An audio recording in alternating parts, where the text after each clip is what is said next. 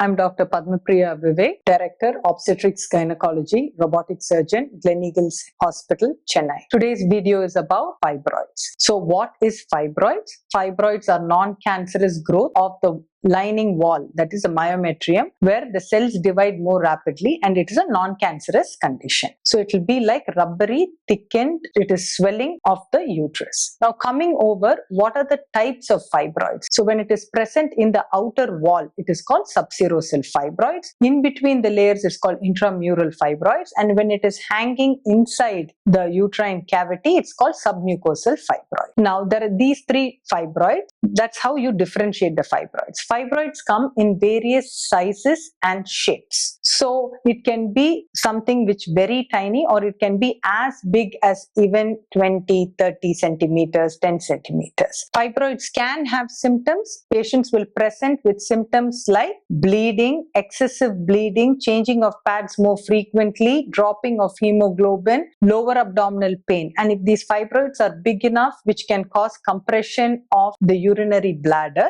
then you'll have difficulty in completing your urination. You'll always feel you have not emptied completely. Likewise, if it is a posterior wall fibroid, as you know, the uterus has anterior and posterior wall. The posterior wall fibroid can also be large and might give you difficulty in complete defecation. So these are the symptoms, and also pelvic pain. So these are the symptoms. So some people will not have any symptoms.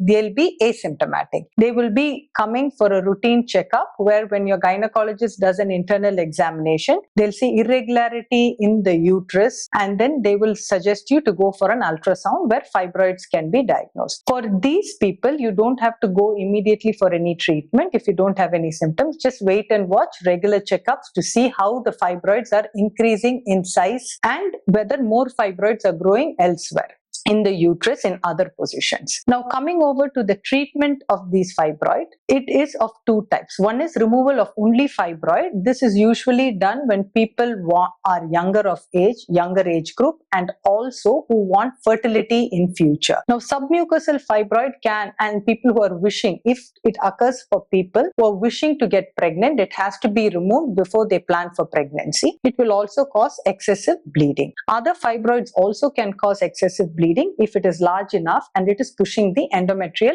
cavity. Endometrium is the inner lining of the uterus. So fibroid treatment is, one is if it's asymptomatic, wait and watch. Then to see for the size, regular scan. If it is symptomatic, you can do two types. One is removal of only the fibroid, which is called myomectomy, or for older people who do not wish to have any more babies and they've completed their family life, removal of the fibroid along with the uterus is also recommended. Now these can be done by different techniques, which is, first one is if it's submucosal fibroid, by putting a camera through your vagina, we go and remove it hysteroscopically. That is called hysteroscopic submucosal fibroid resection. The other one is when it is present intramural or subserosal on the wall, then you go and do a laparoscopic or a robotic surgery or an open surgery. The most preferred is robotic surgery because of the precision of the surgery and the visualization, lesser blood loss and lesser pain, and quicker suturing techniques of the myoma bed. So these are what the symptoms and signs and treatment of fibroid uterus. Thank you.